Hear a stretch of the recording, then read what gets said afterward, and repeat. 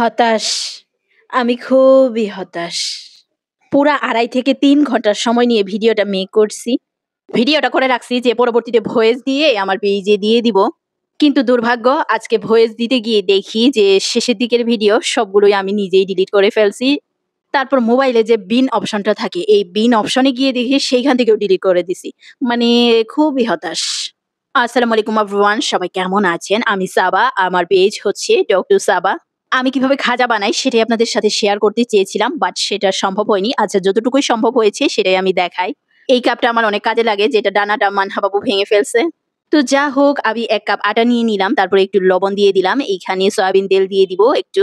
তারপর এগুলোকে ভালোভাবে মাখাতে হবে। তারপর ভালোভাবে মাখানোর পর আপনি দেখবেন যে হাতে মুষ্টি করলে এরকম দলা পাকিয়ে যাচ্ছে, তখন বুঝবেন যে এটা মাখানো হয়ে গেছে। তারপর পানি দিয়ে দেখেন, একটু পানি আমি বেশি ঢেলে ফেলছিলাম, পরবর্তীতে এইগুলা ফেলে দিলাম। কারণ এখানে একটু সতর্কতার সাথে পানি দিতে হবে, বেশি হয়ে গেলে তো আবার নরম হয়ে যাবে, আবার আটা মাখতে হবে।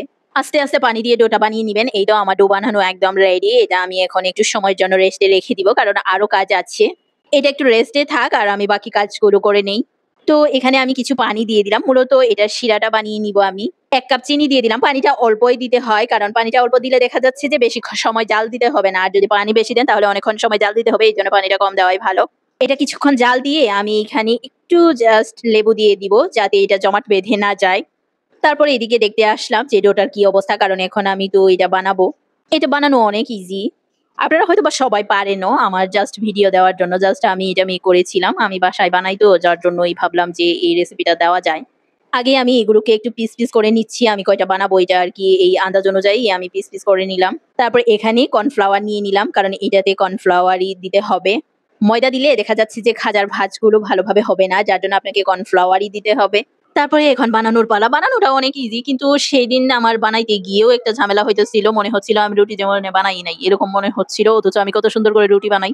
যে কাজের প্রথমে আপনার ঝামেলা হবে, দেখা যাবে যে শেষ পর্যন্ত ঝামেলা লেগেই থাকবে।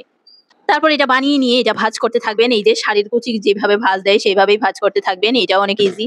একটা ভিডিও করতে গেলে প্রচুর কষ্ট করতে হয়, আর ৩ মিনিটের উপরে ভিডিও বানাইতে গেলে তো প্রচুর কষ্ট করতে হয়। এটা যে করে একমাত্র সেই জানে। দেখেন ২ পাশ থেকে নিয়ে এনে আমি মাঝখানে লাগিয়ে দিচ্ছি।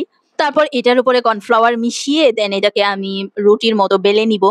অনেকেই বলতে পারেন যে বেললে তো ভিতরে লেগে যেতে পারে, কিন্তু না, আপনি যে এই ভিতরে কর্নফ্লাওয়ার গুলা দিছেন এটার জন্যই হচ্ছে এই মানে খাজার যে ভাঁজগুলো সেগুলো ঠিক থাকবে।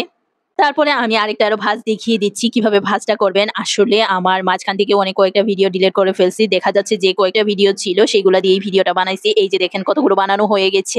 তারপর এগুলা ভেজে নিব, নিয়ে দেন হালকা শিরাতে ডুবাবো, তারপর কাজ শেষ।